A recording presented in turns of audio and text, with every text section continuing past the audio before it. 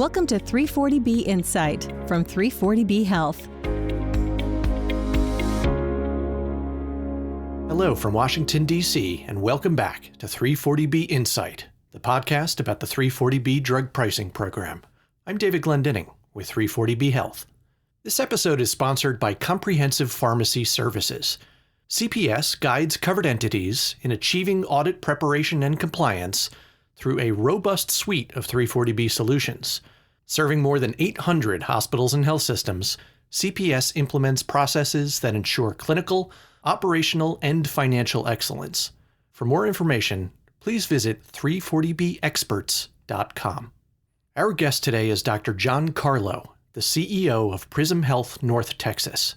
Prism participates in the 340B program as a Ryan White clinic.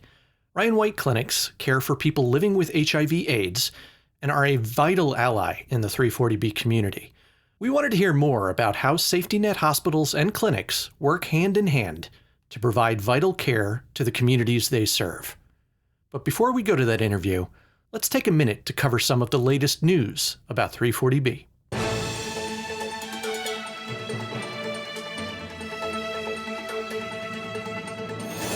Since we last came to you, there have been several developments in the battle over drug company denials of 340B discounts to covered entities that partner with community pharmacies. The federal government has filed strongly worded motions in federal courts, pushing back hard against drug manufacturer attempts to block the department from enforcing the 340B law on this issue.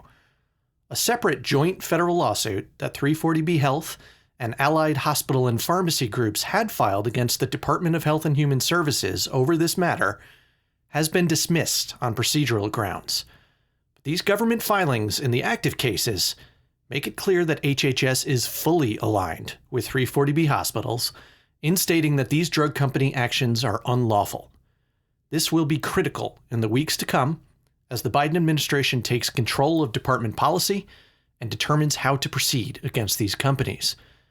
In his Senate confirmation hearings, the person nominated to take over HHS, California Attorney General Xavier Becerra, said 340B is indispensable and vowed to enforce the 340B law once he is in office.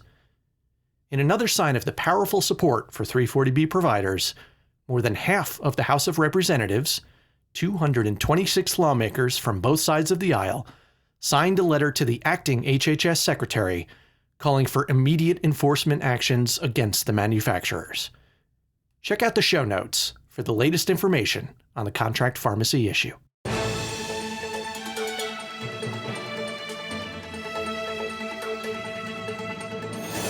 And now for our feature interview with Dr. John Carlo, CEO of Prism Health North Texas, based in Dallas. Dr. Carlo, a surgeon by training, is a member of the Council on Science and Health at the American Medical Association, and he previously served as president of the Dallas County Medical Society.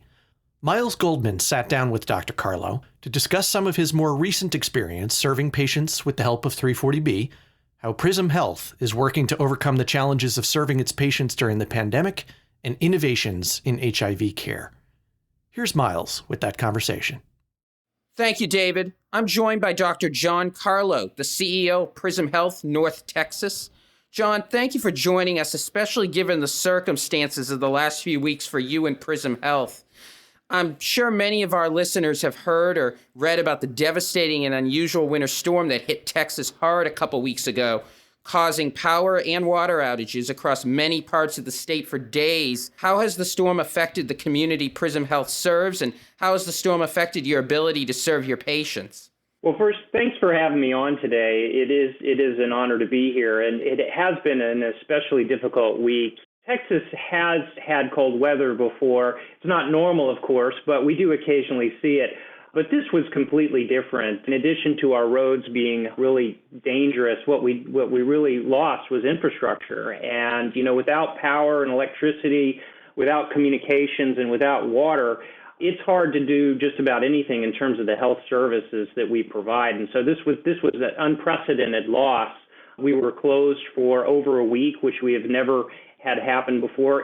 In addition, it's somewhat ironic, I guess, that even our telehealth services, which really came came into its own thanks to the coronavirus pandemic, we couldn't even connect to our patients via telehealth because none of our docs had internet connection in their homes. Thankfully, we've gotten all of our health services back up with the exception of one clinic, which had a bursted pipe, and that's going to take weeks to repair. But we're coming out of this okay and trying to catch up as best we can. Well, I'm glad to hear things are starting to turn around. Let's take a step back now and tell us more about Prism Health North Texas and the demographics of the patients you serve. So we are an organization that started in 1986 in the midst of the HIV and AIDS crisis. We started as an organization named AIDS Arms Incorporated, and we've recently changed our name because, thankfully, because of today's treatment, it's less about what we were dealing with in the 80s and more about really providing good health care and effective treatment for people living with HIV and even preventing HIV. So today, we're an organization that takes care of just over 5,000 people living with HIV. We have an additional 2,000 who are on PrEP or pre-exposure prophylaxis for HIV. And then we have an additional 8,000 folks that are in our primary care systems. We operate a fairly large system with 4 health centers. And really, as remarkable as that sounds with the amazing growth, what we still continue to focus on is the number of people that lack health insurance or are underinsured. And so we have a large percentage, up to 30% overall, and in a couple of our clinics, it's as high as 80% of individuals that don't have insurance. And really, that's where our primary focus is, to make sure that we can provide health care for everybody. Ryan White clinics are grantees of the Health Resources and Services Administration's Ryan White HIV/AIDS program. The clinics provide HIV/AIDS treatment and related services to people who are at risk of or living with HIV/AIDS and who are uninsured or, as you mentioned, underinsured. Ryan White clinics are one of 16 340B covered entities. Can you share with us how 340B drug pricing helps Ryan White clinics and Prism Health specifically serve your patients? Well, the 340B program is absolutely critical for Ryan White funded clinics, and really the overall goal that we now have in front of us, which is actually to remarkably end the HIV and AIDS epidemic in this generation, and we couldn't do it without the 340B program. The main way I look at it from a basis of HIV care, the Ryan White system is one of the only systems and is actually the only disease in this country that has its own specific independent legislatively funded healthcare delivery. There's really no other disease or condition that's got independent treatment dollars allocated to it from the federal government. But with that being said, just like all of our federal funding, that has been not up to the amount that's necessary to provide the increasing number of people that need the services, particularly in our community here in North Texas. This 340B program has just been critical because without that, the grant funds would certainly not be enough.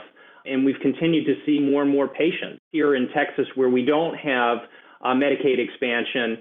And 340B helps, I would imagine, as well, because HIV medications are expensive, right?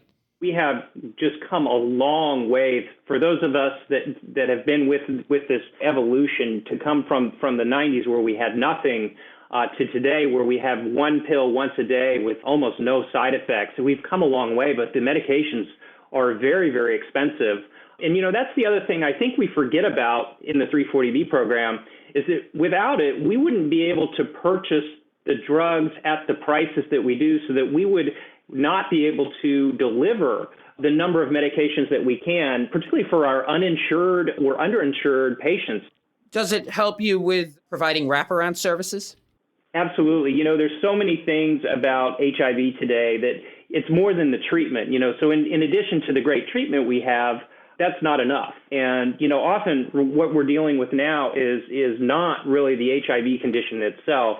It's all of the other things that our patients are faced with on a day-to-day basis that we really have to help tackle that together, because otherwise the treatment's not effective and they won't come see us. So, everything from transportation, access to additional services, assistance with enrollment into various programs, case management, and also very, very importantly for us, behavioral health. Many of our listeners work at 340B hospitals. How does Prism Health and Ryan White clinics in general work with local hospitals? I like to think of the network that we create among the hospital systems and Ryan White funded entities and others that are a part of the 340B program. It's really the medical neighborhood. We simply could not do everything on our own. And so we rely on our 340B hospital partners to help us with tertiary care, specialty care, everything from diagnostics and imaging and things that obviously we cannot do on our own as a primary care provider. But we also are a partner in that we can continue to see patients that are unfortunately often first seen at the hospital and the emergency departments. We still have many patients who are not tested for HIV and come into the hospital settings with PCP pneumonia after years living with HIV, and they recover, but then they need to go to a medical home after they've been in the hospital. And, we can provide that even for those that don't have insurance. So we like to feel that it's a good partnership where we can come to the table with a lot of support for the hospitals. And then we are, very much benefiting from the hospital support with all of those other things that the hospitals can provide. I really like that term, medical neighborhood. Ryan White clinics and 340B hospitals are both facing drug manufacturers denying 340B discounts to covered entities that contract with community pharmacies. How are the drug companies' actions affecting your organization? Well, this has been really an unfortunate situation that we're seeing. Keep in mind, we are a large health center, but we certainly can't operate our own pharmacies. And so we rely on contract pharmacy partnerships to ensure that we can have effective prescription drug access.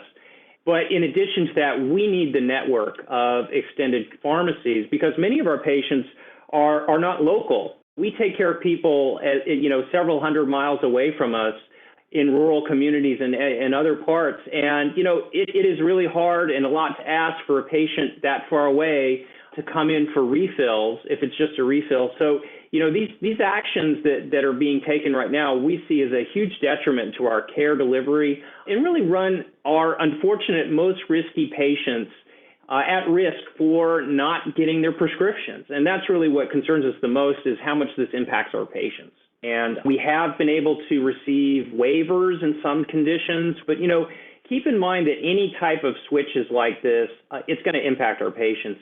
We rely on certain contract pharmacies for our uninsured patients. And when these actions came in, we weren't able to use those contract pharmacies for those manufacturers.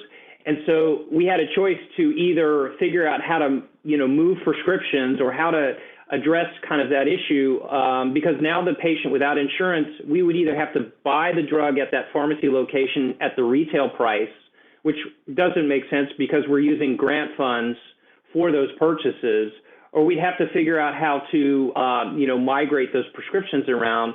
And, our experience is anytime you're doing that, moving prescriptions or doing things like that, it's going to result in missed fills, people not getting their prescriptions filled on time. And, that's a harm to care. And that's exactly what we saw. And really, that's what concerns us about these types of actions. Switching gears, I've read a lot about how people with chronic conditions like HIV are delaying care during COVID. Do you see that happening at Prism, and how can we address that so people's health doesn't deteriorate? I think we're just now getting to a point where we're starting to see the impact and the effects of what COVID has done for much of our extended chronic illnesses like HIV. We're looking at last year, and we saw fewer patients for the first time since our organization really began. It's very frequent that we do lose people that stop coming to see us and stop getting their medications filled. But this added crisis, I think, just really hit people hard to the point where we lost many, many more than we normally would. And I'm worried because every time we lose somebody in our care delivery, every time we miss a prescription, that not only hurts that individual and runs the risk of their HIV progressing to severe illness, it also runs the risk of transmission to other people as well. So this is a public health impact that I think will be felt, unfortunately, for years to come. And, what we're trying to do now is really locate those that missed visits that we didn't see. Do you have an example of what outreach looks like when you're trying to reconnect with a patient? We try to outreach through our patient portal. Many of our patients do not or had not elected to be a part of that. But when it is available, we can reach out through text messaging, email, and keeping up those messages. But a lot of times it's really a telephone call. And unfortunately, what we do find is many times our patient's phone number has changed or been disconnected. So then we move to the next step and look for the emergency contact information that is in the record. And sometimes that's not a good contact either, and so we miss them there. And at that point, we are at a loss, but one of the things we can do is work with our county health department and see if they have additional information through some of their public health data to see if we can reach folks from that mechanism as well in partnership with the health department. But a lot of times that's as far as we get. One of the things that we focus on with our case management team is that they are mobile. We find that if somebody's not going to come see us, we'll do our best to come see them. And so our case management and outreach team will get in their cars and go out into the neighborhoods, work with our partners that deal with housing and homelessness to often find people when they've come into those systems. Or sometimes we are out on the streets looking for them under the places in homeless camps as well. So it is a huge effort, and it does go back to what the 340B program does for an organization like us, because I can tell you the grant funds don't support all of those extra amount of hours. You mentioned PrEP earlier, and I wanted to make sure we covered that.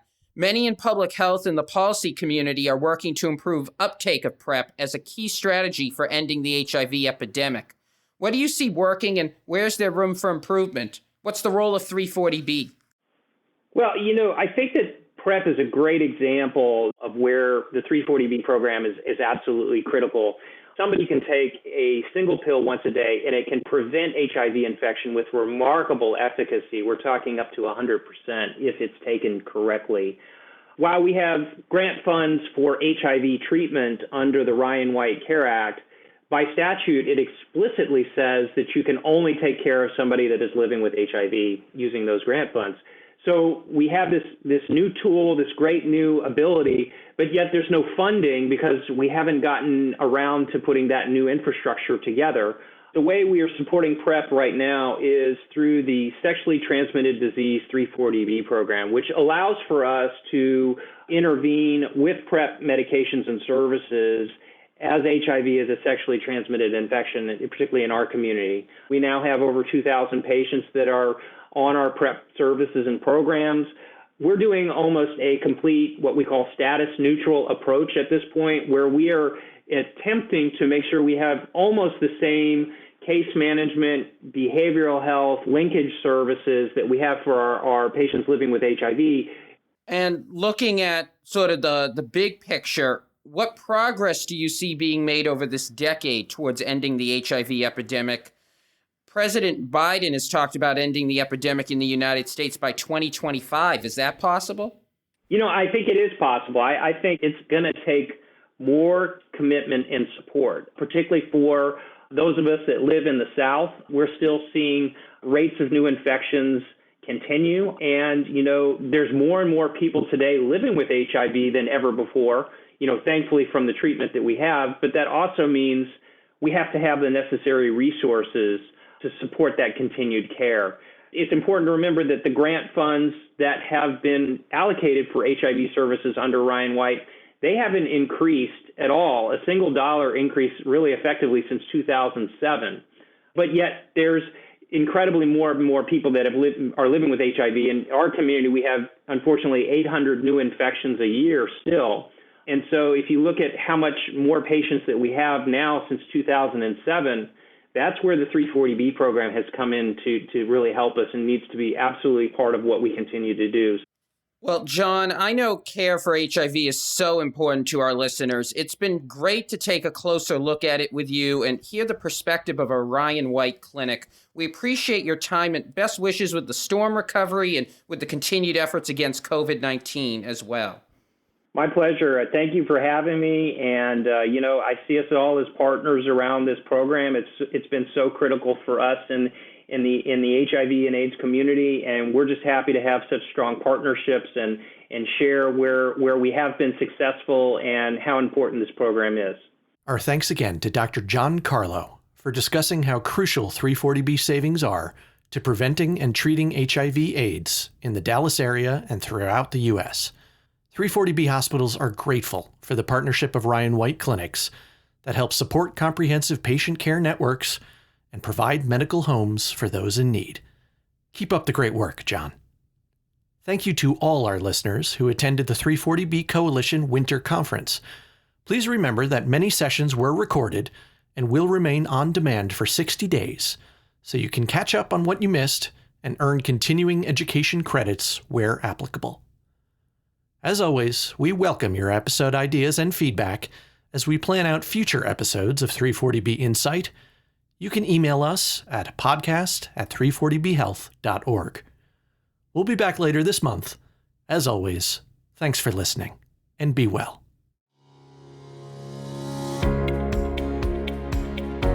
Thanks for listening to 340B Insight. Subscribe and rate us on Apple Podcasts, Google Play, Spotify, or wherever you listen to podcasts.